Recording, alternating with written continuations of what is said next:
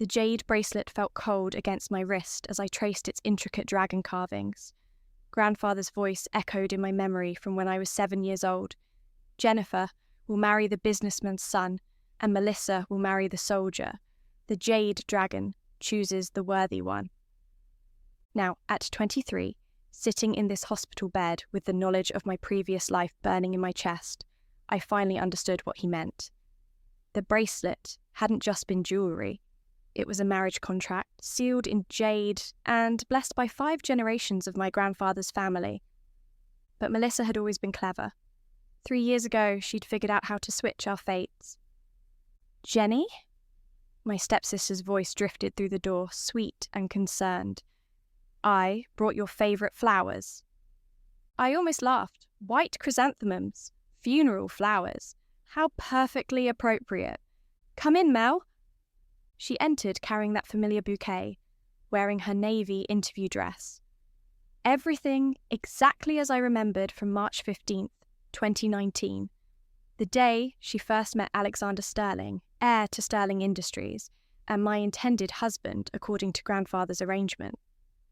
The arrangement I'd never even known existed until it was too late. "How are you feeling? The appendectomy went well, but you gave us such a scare."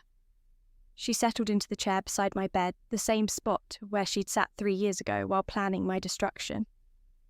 "Much better," I said, watching her face carefully. "Actually, I've been thinking about that conversation we had last month, about the family contracts Grandfather mentioned in his will." A flicker of panic crossed her features before she schooled her expression back to concern. "Oh, you remember that? The lawyer said those old documents were just historical curiosities, nothing legally binding. Lies, all lies. In my previous life, I'd believed her. I'd been so focused on recovering from my appendicitis, which I now knew had been carefully induced food poisoning, designed to keep me bedridden during Alexander's company recruitment events, that I'd trusted her completely when she said grandfather's arrangements were meaningless. But they weren't meaningless at all. The Sterling family had honoured such contracts for generations. Alexander's grandfather had specifically sought out my grandfather's eldest granddaughter as a bride for his heir. The jade bracelet was proof of the agreement, passed down through our family line for exactly this purpose. Melissa had stolen it from my jewellery box while I was unconscious, had researched the Sterling family history, and had shown up at Alexander's office wearing my birthright around her wrist. "Funny thing about those old contracts," I said conversationally. "I was reading some family history while I was stuck here, and apparently the jade bracelet isn't just an heirloom. It's actually a betrothal token." Her hand moved instinctively to her purse, where I knew she kept the bracelet now. She'd been wearing it to every social function in the city, using it to gain access to the Sterling family's inner circle. That's ridiculous, Jenny. You can't seriously believe in arranged marriages in this day and age." "Can't I?" I smiled, letting a hint of steel creep into my voice. "Especially when the businessman's family has been looking for the bracelet's owner for months. I heard Alexander Sterling himself has been quite interested in finding his intended bride." The colour drained from her face. She hadn't expected me to know about Alexander's search for the mysterious woman who'd approached him wearing the jade dragon bracelet, only to disappear before he could get her full name. In my previous timeline, she'd played a careful game of appearing and vanishing, building intrigue and desire while she systematically destroyed Elena Rodriguez, Alexander's fiancée. She'd made him fall for the idea of his destined bride, while simultaneously proving that his current relationship was built on lies. Elena had died in what appeared to be a tragic car accident, but I knew better. Melissa had friends in dark places, people who could arrange such things for the right price. With Elena gone and the jade bracelet marking her as Alexander's intended wife, Melissa had stepped into the role she'd stolen from me. Meanwhile, she'd convinced me to accept the consolation prize. Captain James Morrison, the soldier who'd been meant for her all along. A good man, honourable and kind, but not wealthy enough to satisfy Melissa's ambitions. I think there's been a misunderstanding, Melissa said carefully. About the contracts? About the bracelet? Has there? I interrupted softly, because I distinctly remember Grandfather giving me that bracelet on my 16th birthday. He said it would bring me to my destined husband when the time was right. She was trapped, and she knew it. In her purse sat the evidence of her deception, the jade dragon that had never been meant for her. But she'd built her entire plan around possessing it, around being the mysterious woman who could claim Alexander Sterling's heart and fortune. Jenny, you're not well.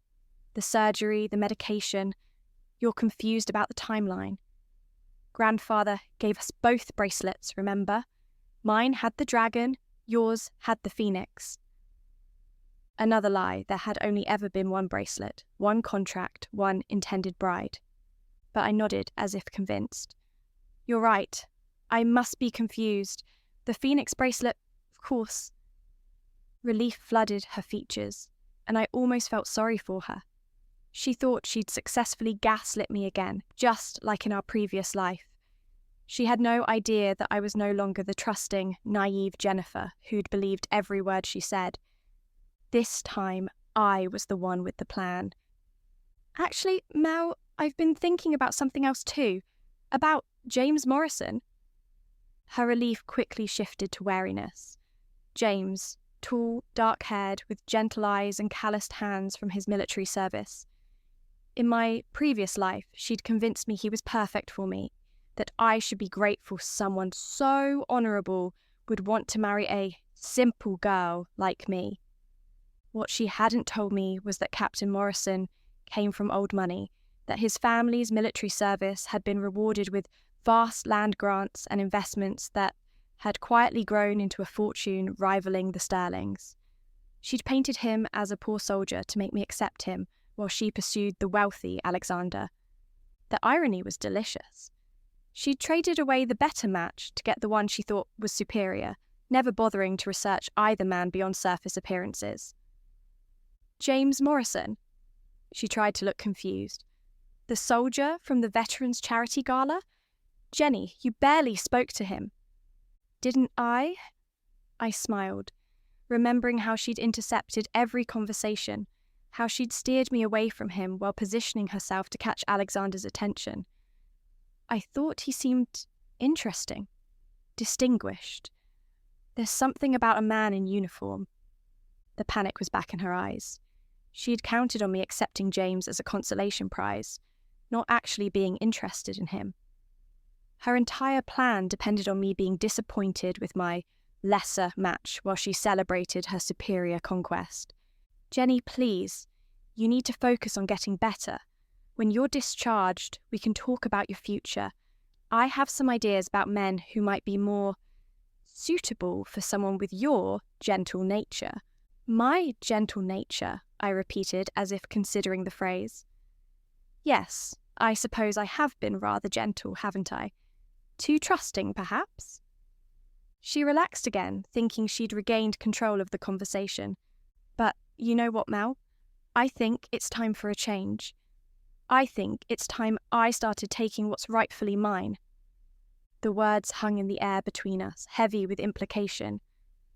Melissa's knuckles were white where she gripped the flower stems, and I could practically see her mind racing through possibilities, wondering how much I really knew. The answer was simple. I knew everything. And this time, I was going to make sure she regretted every single choice that had led to my death.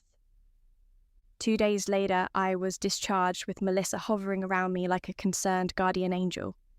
She'd taken time off from her new position at Sterling Industries, a sacrifice that must have pained her considerably to ensure I was properly settled at home. What she was really doing was monitoring me, making sure I didn't stumble across any inconvenient truths while she solidified her position in Alexander's world. "I've made you soup," she announced, bustling around our shared apartment kitchen, the same recipe Mom used to make when we were sick. Our stepmother had never made soup in her life. The woman had barely acknowledged either of us existed after marrying our fathers. But Melissa had always been good at rewriting history to suit her needs. "Thank you," I said, accepting the bowl and making appropriate grateful noises. In my previous life, this soup had been the beginning of a slow poisoning campaign designed to keep me weak and dependent while she manoeuvred into position. The symptoms would be subtle: fatigue, nausea, occasional dizziness, easily attributed to recovery from surgery. I lifted the spoon to my lips, then paused as if remembering something. Oh, I forgot to take my prescription. The doctor said it was important to take it with food. Melissa's face tightened almost imperceptibly. Which prescription, honey? You have several. The new one, for my blood work irregularities. I stood up, leaving the soup untouched. I'll be right back. In my bedroom, I quickly dumped the soup into a sealed container I'd prepared and replaced it with identical-looking broth I'd made myself. When I returned, Melissa was checking her phone with barely concealed impatience. Everything all right? I asked innocently. Just work. Alexander, Mr. Sterling, has been quite demanding lately. Very particular about details. Her cheeks flushed slightly when she said his name, already falling for him, just as planned. In my previous timeline, she'd spent hours telling me about her brilliant, handsome boss, painting herself as indispensable to his success. What she'd never mentioned was that she was systematically accessing his personal files, learning everything about his relationship with Elena Rodriguez. He sounds like an interesting man, I said carefully. Demanding bosses can be challenging, but they often push us to be our best selves. Exactly. Melissa's eyes brightened with genuine enthusiasm. He's so focused, so driven, and brilliant. You should hear some of his business strategies. I'm learning so much just by observing him. I bet you are, I thought, learning his schedule, his habits, his vulnerabilities. Will you be working late again tonight? I asked. Probably. We're preparing for a major acquisition, and there's a charity gala this weekend that requires extensive planning. She paused, studying my face. You should rest. Doctor's orders. After she left, I moved quickly. The soup went into my freezer for later analysis. I'd need proof of her poisoning attempts when the time came. Then I opened my laptop and began the real work. In my previous life, I'd been too trusting, too focused on my own recovery to pay attention to the larger picture. This time, I had the advantage of knowing exactly what to look for. Elena Rodriguez's social media profiles told a story of a brilliant woman slowly being isolated from her support system. In my original timeline, I'd watched it happen without understanding the pattern. Mysterious posts appearing on her accounts that seemed out of character. Professional embarrassments that damaged her reputation. Friends reporting strange conversations they supposedly had with her. Melissa wasn't just competing with Eleanor for Alexander's attention. She was systematically destroying the woman's life from within. I scrolled through Eleanor's medical practice reviews, noting the negative comments that had started appearing 2 weeks ago. All from accounts created around the same time, all using similar language patterns. Melissa's handiwork, obviously, but she'd been clever about it. Varied IP addresses, different writing styles, plausible complaints about scheduling and bedside manner. But I knew her tells. The way she always used honestly when she was lying. The specific medical terms she'd researched but didn't quite understand. The subtle misuse of words that revealed English wasn't her first language, something most people forgot about Melissa's background. My phone buzzed with a text from an unknown number. Miss Williams, this is Captain Morrison. I hope you don't mind. I got your number from the hospital volunteer coordinator. I wanted to check on your recovery. James, right on schedule. In my previous life, this text had confused me. I'd barely remembered meeting him at the charity gala 3 months earlier, had no idea why a stranger would be concerned about my health. Melissa had quickly explained that she'd mentioned my surgery to some acquaintances, and wasn't it sweet that this soldier was checking on me? Now I understood the manipulation. She'd deliberately orchestrated our meeting, had fed him information about my condition, and was positioning him as the consolation prize for when her plan reached its conclusion. I typed back, "Captain Morrison, how thoughtful of you to reach out. I'm recovering well, thank you." His response came quickly. "I was hoping we might have coffee when you're feeling better. I enjoyed our conversation at the gala, brief as it was." Interesting. In my previous life, Melissa had intercepted this message and responded for me, setting up a meeting that she then had to accompany me to for my safety. She'd positioned herself as my protector while simultaneously ensuring that James and I never had a real conversation alone. This time would be different. "I'd like that very much," I replied. "Though I should mention, I've been curious about something since we met. The Morrison family land grants from the Civil War era. Quite a fascinating history." A longer pause this time, then. "You've done your research?" "I have. Perhaps we could discuss it over that coffee? I find military history quite compelling." "Tomorrow at 2, Café Luna on 5th Street? "Perfect." I set the phone aside and returned to my laptop. Elena Rodriguez's social media showed another concerning post from an hour ago. A rambling, incoherent rant about pharmaceutical companies that was completely out of character for the composed surgeon I'd researched. Melissa was accelerating her timeline. I opened a new browser window and navigated to Sterling Industries' employee portal. In my previous life, Melissa had been careless with her passwords, had used the same combination for everything. People rarely change their habits completely, even when they should. Melissa Wynn's 2019 gave me access to her work email account. What I found there made my blood run cold, even though I'd been expecting it. Detailed schedules for Elena Rodriguez, obviously obtained through Alexander's personal calendar. Medical information that should have been private. And, most damning of all, a series of emails to someone listed only as K, discussing removing obstacles and permanent solutions. She wasn't just planning to frame Eleanor for professional misconduct or destroy her reputation. She was planning to kill her, just as she had in my previous timeline. I screenshotted everything, saved it to multiple encrypted drives, and began building my evidence file. I needed more than digital proof. I needed witnesses, recordings, undeniable documentation of her crimes. My phone rang. Melissa. "Jenny, honey, I'm going to be very late tonight. Don't wait up and make sure you eat the soup I left you. It's important to keep your strength up." "Of course," I said sweetly. "I finished every drop." "Good girl, I'll see you in the morning." After she hung up, I smiled. She thought she was still in control, still pulling the strings while I danced to her tune. But the puppet was about to cut her own strings.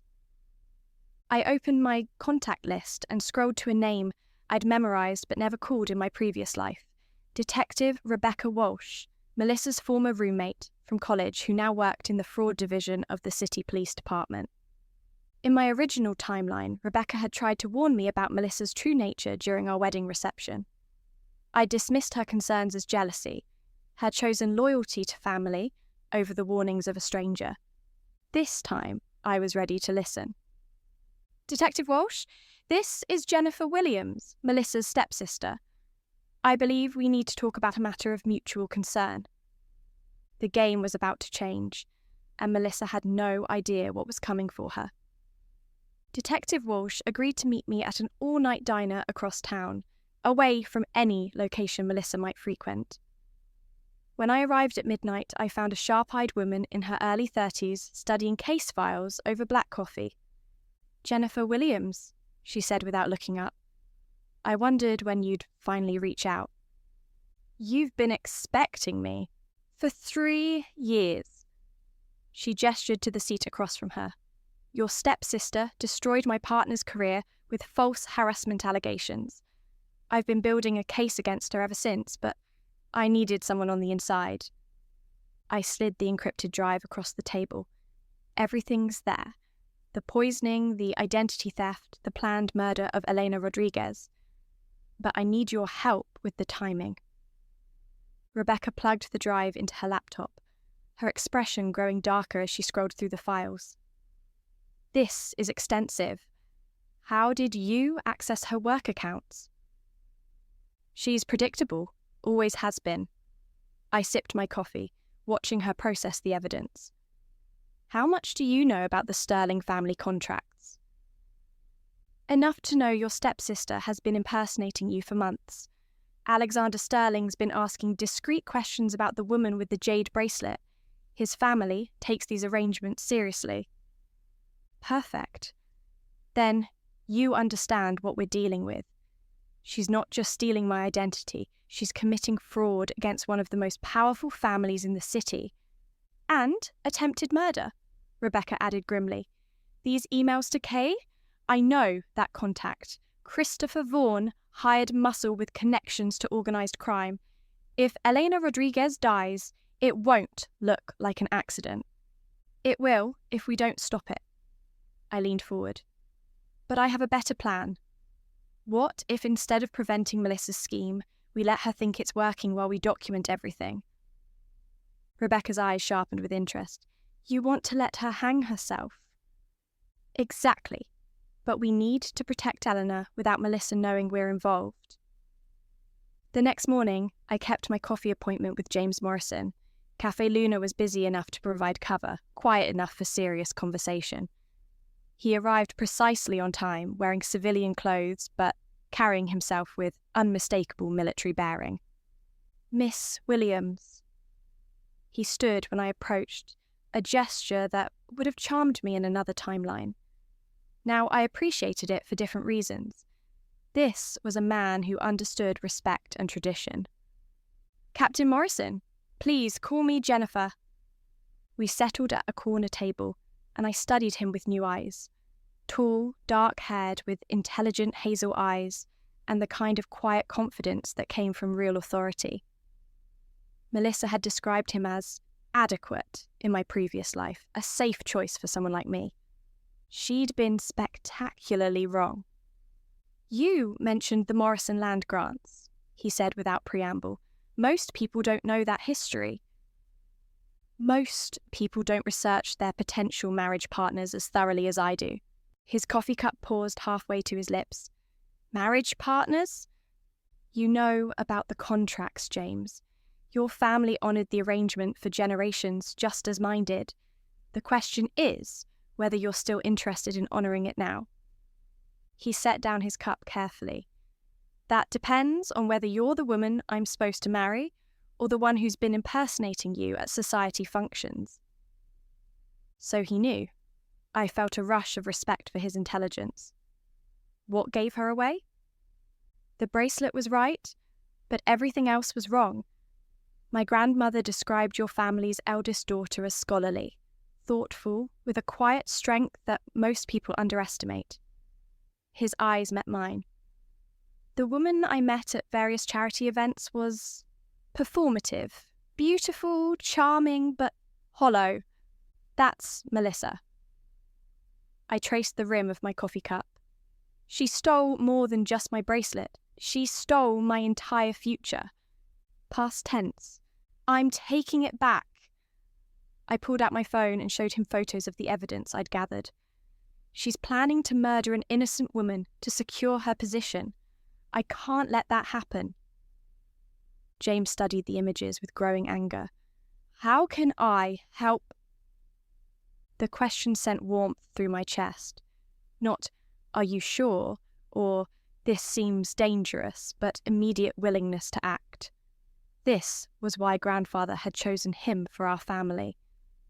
I need you to court me publicly, loudly. Make sure everyone knows that Captain Morrison is pursuing Jennifer Williams with serious intent. That won't be difficult, he said quietly.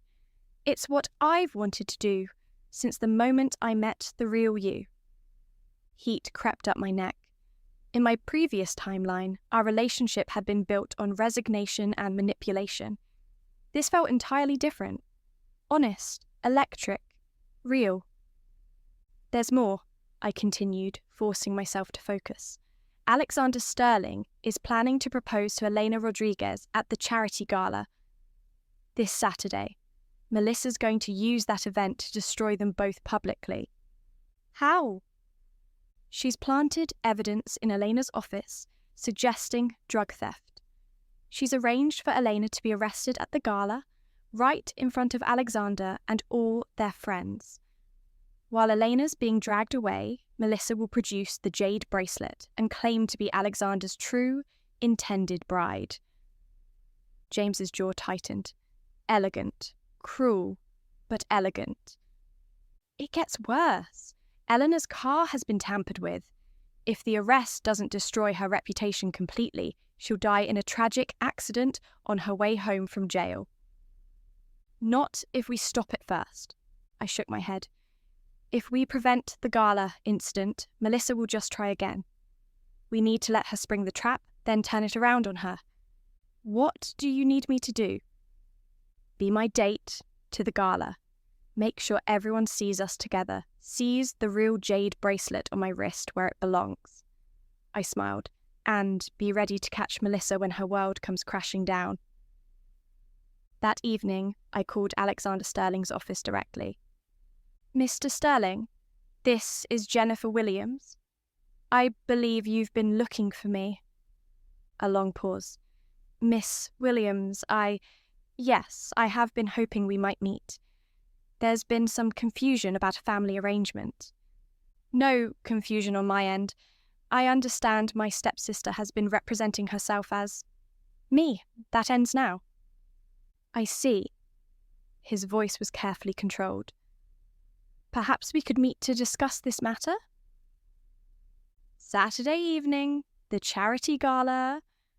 I'll be wearing the jade dragon bracelet that actually belongs to me, accompanied by Captain Morrison, whom I believe you know by reputation. Captain Morrison of the Morrison family? The military Morrisons? The same. I think you'll find our conversation quite illuminating. I hung up before he could respond, then immediately called Detective Walsh. It's set, I told her. Saturday night, Melissa will make her move. Are you ready? My team will be in position. Elena Rodriguez has been briefed. She knows to play along when the arrest happens. We'll have her out of custody within an hour, with all charges dropped. And Vaughn, under surveillance. The moment he moves toward Elena's car, we'll have him. Perfect. I looked at my reflection in the bedroom mirror, noting the healthy colour that had returned to my cheeks since I'd stopped consuming Melissa's poison soup. There's one more thing. When this goes public, when all her crimes are exposed, I want to be the one to tell her why. Personal revenge. Personal justice, I corrected. She killed me once. She won't get the chance to do it again. Friday evening, Melissa came home with shopping bags and barely contained excitement. Jenny, I have wonderful news. Mr. Sterling has invited me to be his date for tomorrow's gala. Can you believe it? We've grown so close over these past few weeks, and I think he's going to propose. I arranged my features into an expression of delighted surprise. Melissa, that's incredible. You'll be the envy of every woman in the city. I know! She pulled out a stunning silver gown. I bought this for the occasion. And look. She opened a small velvet box, revealing a ring with an enormous diamond. I found this in his desk drawer. I think he's been planning this for weeks. She'd stolen Alexander's grandmother's engagement ring, the one he'd been planning to give Eleanor. The audacity was breathtaking. It's beautiful, I said truthfully. You've thought of everything. Almost everything. There's just one small matter to handle first. Elena Rodriguez has been problematic, making claims about Alexander that could damage his reputation. But don't worry, after tomorrow night she won't be an issue anymore. The casual way she discussed murder made my skin crawl, but I kept my expression sympathetic. That sounds complicated. Not really. Sometimes problems have a way of solving themselves. She hung up the dress carefully. I do feel a bit guilty, though. About you, I mean. Here I am about to marry a wealthy, powerful man, And you're still, well, single. Actually, I said casually, I have a date tomorrow night too. Her head snapped up. A date? With whom? Captain Morrison? He's been quite persistent in his pursuit. The colour drained from her face.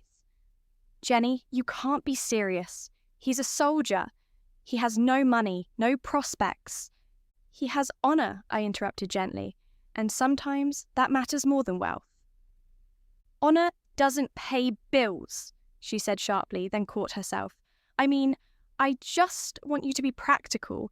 You deserve someone who can take care of you properly. Don't worry about me, Mel. I have a feeling tomorrow night will change everything. She stared at me for a long moment, suspicion flickering in her eyes. But she'd come too far to back down now, invested too much in her grand plan to believe it could fail. Yes, she said finally, I think you're right. Tomorrow night will change everything. She had no idea how true that was. The Grandview Hotel ballroom glittered with crystal chandeliers and the city's elite. I stood at the entrance wearing a midnight blue gown that had belonged to my grandmother, the jade dragon bracelet catching the light on my wrist. James offered his arm, resplendent in his dress uniform, medals gleaming across his chest. Ready? He murmured. I've been ready for 3 years. The moment we entered, conversations halted. I felt the weight of curious stares, heard the whispered questions about the other Williams sister, and why Captain Morrison, whose family everyone suddenly seemed to remember was worth more than Sterling Industries, was escorting her instead of Melissa. Alexander Sterling noticed us immediately. Tall, blonde, undeniably handsome in his tailored tuxedo, he moved through the crowd with practiced ease. But I could see the tension in his shoulders, the way his eyes kept darting to Elena Rodriguez, who stood near the bar looking radiantly beautiful and completely unaware of the trap closing around her. Melissa appeared moments later, her silver gown shimmering as she glided across the room on Alexander's arm.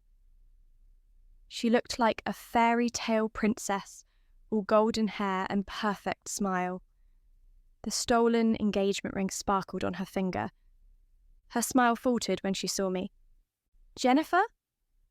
Alexander's voice carried across the room as he approached us, Melissa clinging to his arm with increasing desperation. I believe we have some matters to discuss. Indeed, we do. I extended my hand, letting the jade bracelet slide prominently into view. Though I think you'll find the conversation quite different from what you've been led to expect. Melissa's fingers tightened on Alexander's arm. Darling, this is my stepsister I told you about. She's been unwell since her surgery. Sometimes she gets confused about things. Confused? I smiled serenely. About which one of us is grandfather's eldest granddaughter? About which one of us was meant to wear this bracelet? About which one of us has been impersonating the other for months? The crowd around us had grown silent, sensing drama. Alexander's eyes moved between us, then fixed on the bracelet with growing recognition. That's impossible, Melissa said, her voice rising slightly. That bracelet is mine. Tell him, Alexander. Tell him about all our conversations, our connection. Our connection, Alexander said quietly, was based on a lie. He looked directly at me. You're the woman my family has been seeking. The real Jennifer Williams? Melissa's face went white. No, this is ridiculous. She's jealous. Can't you see that? She's trying to steal what's mine. What's yours? James's voice cut through her protests like a blade. The identity you stole. The bracelet you took from her jewelry box. The man you manipulated with lies. Captain Morrison. Alexander nodded respectfully. I wondered when you'd surface. Your family's reputation precedes you. As does yours, Sterling. Though I think you'll find your recent romantic entanglements have been built on rather shaky ground. Across the room, I spotted Detective Walsh positioned near the service entrance, her team ready to move. Eleanor Rodriguez remained by the bar, unaware that, in my original timeline, she would have been arrested by now. Melissa was spiraling, her carefully constructed facade cracking. This is insane. Jennifer, tell them the truth. Tell them about your illness, about how you asked me to help you with social obligations because you were too weak. Too weak, I laughed, the sound carrying clearly in the hushed ballroom. Is that what you're calling the systematic poisoning? The soup you've been feeding me for weeks, laced with just enough toxins to keep me bedridden and compliant. Gasps echoed around us. Alexander stepped back from Melissa as if she'd suddenly burst into flames. That's a serious accusation, he said carefully. It's a provable one. Detective Walsh appeared at my side, badge visible, 2 uniformed officers flanking her. Miss Melissa Williams, you're under arrest for identity theft, fraud, attempted murder, and conspiracy to commit murder. What? Melissa's voice cracked. This is impossible. You can't arrest me. I'm about to become Mrs. Alexander Sterling. Actually, Alexander said, his voice cold as winter, you're not. The engagement ring you're wearing belongs to my grandmother. I never gave it to you. You stole it from my desk. Melissa looked down at her hand as if seeing the ring for the first time. You left it where I could see it. I thought you wanted me to find it. I wanted Eleanor Rodriguez to find it, Alexander said firmly, the woman I actually planned to propose to tonight. Eleanor? Melissa whirled around, spotting the doctor across the room. But she's nothing special. She's not wealthy, not connected. She's brilliant, honest, and kind, Alexander said. Everything you pretended to be. Detective Walsh stepped forward with handcuffs. Miss Williams, you have the right to remain silent. No! Melissa struggled against the officer's grip. This is all wrong. Jennifer, tell them. Tell them about the contracts, about grandfather's arrangements. I'm the one who figured it out. I'm the one who made contact with the Sterling family. Using my identity, I said calmly, wearing my bracelet, claiming my heritage, because you were too stupid to use it yourself. The mask was completely off now, revealing the venomous creature beneath. Too naive, too trusting, too weak. I gave you the better life. James Morrison is a good man, honourable and decent. But you couldn't see past the uniform to understand what you were getting. What I was getting, I said softly, was exactly what grandfather intended. A man who would value me for myself, not my connections or inheritance. James's hand found mine, warm and steady. A man who would protect what matters most. Protect? Melissa laughed bitterly as the officers began leading her away. From what? From success? From wealth? From everything I worked so hard to achieve? From becoming like you, I said simply. She stopped struggling, staring at me with something approaching understanding. You knew? All along, you knew what I was planning. I knew what you did, what you were capable of, what you would do to anyone who stood in your way. I stepped closer, lowering my voice so only she could hear. I died because of you, Melissa. In another life, another timeline, your schemes succeeded. Elena Rodriguez died in a car accident you arranged. I married James, believing he was poor, never knowing his true worth. And you slowly poisoned me over 3 years until my body gave out completely. Her face went slack with shock. That's impossible. You're talking nonsense. Am I? Check your email account, the one you think is secure. Read your messages to Christopher Vaughan about removing obstacles permanently. Check Eleanor's car. You'll find the brake lines were cut this afternoon. Detective Walsh nodded grimly. We caught Vaughan in the hotel parking garage with the tools still in his hands. He's already confessing, hoping for a plea deal. The fight went out of Melissa completely.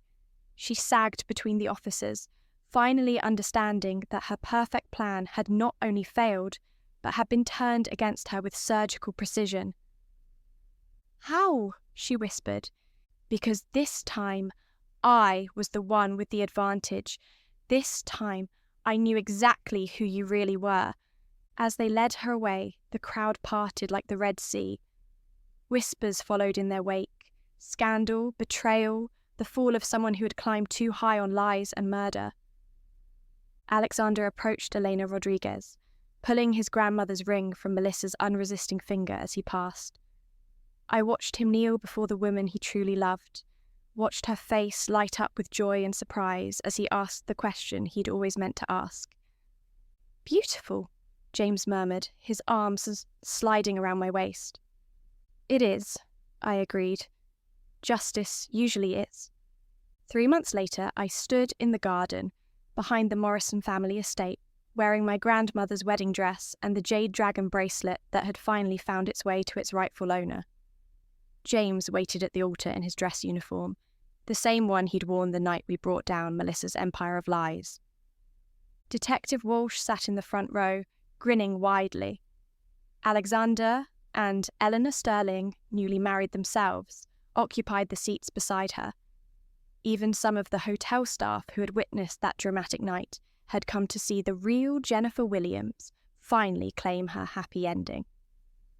As I walked down the aisle, I thought about choices and consequences, about the paths we take and the ones that are taken from us. Melissa was serving 15 years for her crimes, her appeals denied, her name synonymous with betrayal in the social circle she had so desperately wanted to join. But I wasn't thinking about her anymore. I was thinking about the man waiting for me at the altar, about the life we would build together, and about the quiet satisfaction of knowing that sometimes, just sometimes, the good guys really do win. James took my hand as I reached him, his eyes bright with love and promise. "Ready for this new timeline?" he whispered. I smiled, feeling the weight of the jade bracelet on my wrist, the warmth of his hand in mine, and the absolute certainty that this time I had chosen exactly right. "I've been ready for 3 lifetimes," I whispered back. And as we said our vows under the clear blue sky, I knew that some stories really do have perfect endings.